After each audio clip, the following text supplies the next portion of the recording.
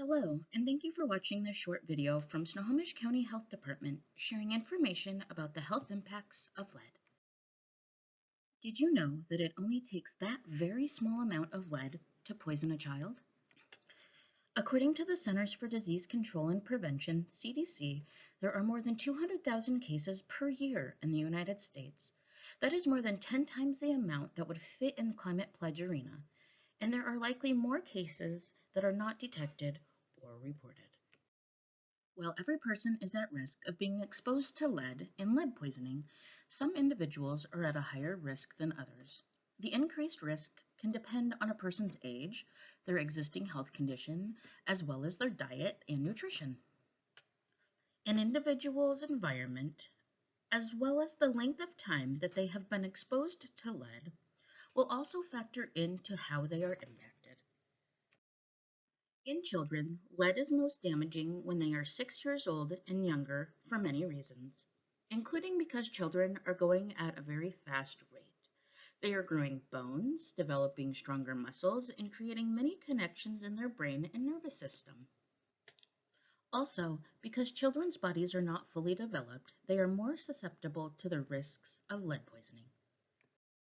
While all children experience an increased risk of lead exposure, children who are at the highest risk include those who live in poverty, those who live in homes built before 1978, members of racially ethnic minority groups, refugees, and internationally adopted children. According to the Centers for Disease Control and Prevention, in 2019, women who are pregnant can pass old or new lead exposures to their baby through the umbilical cord. This means that when the baby is developing, there is a possibility for lead exposure that is harmful to the baby's growth and development. In pregnant women, there is sufficient evidence that elevated maternal blood lead levels can increase the risk for miscarriage, stillbirth, and infertility, increase the risk of the baby being born too early or too small, increase the risk of damage to the baby's brain, kidneys, and nervous system, increase the risk of the child having learning or behavioral problems. For more information, see the Centers for Disease Control's website, Lead in At-Risk Populations. If a mother has an elevated lead level in her blood after her baby has been born, there is still a risk of exposure that can happen through breastfeeding.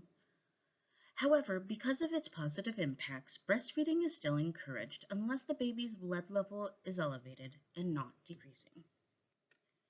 It is recommended that pregnant or lactating women receive a risk assessment for lead exposure. Always follow the guidance of your or your child's medical provider. If a risk factor is identified, blood lead level testing should be performed. The most common routes of lead entering the body and bloodstream are through ingestion through your mouth and inhalation, breathing it in through your nose or mouth. Children are often playing close to the ground where they may touch surfaces or soil that has been contaminated by lead. They can then transfer this to their mouth. Hand-to-mouth contact is more frequent with young children, and they are more likely to put foreign objects like toys or jewelry in their mouths. Because of this, children are at an increased risk of lead exposure. When exposure to lead happens and it enters the body, it is absorbed quickly into the bloodstream and distributed throughout the body. When lead, instead of essential nutrients, is made available to the body, it can take the place of calcium and iron in the bones, causing permanent damage to the brain and nervous system. Even at low levels, lead in the blood can be harmful and can be associated with learning disabilities, resulting in decreased intelligence levels, decreased IQ, attention deficit disorder, behavior issues, speech and language impairment, nervous system damage, anemia, decreased muscle and bone growth, kidney damage, and organ damage. In rare cases, very high levels of lead are life-threatening and can cause seizures, unconsciousness, and even death. Short-term overexposure to lead occurs when a person is exposed to lead in high levels over a short period of time.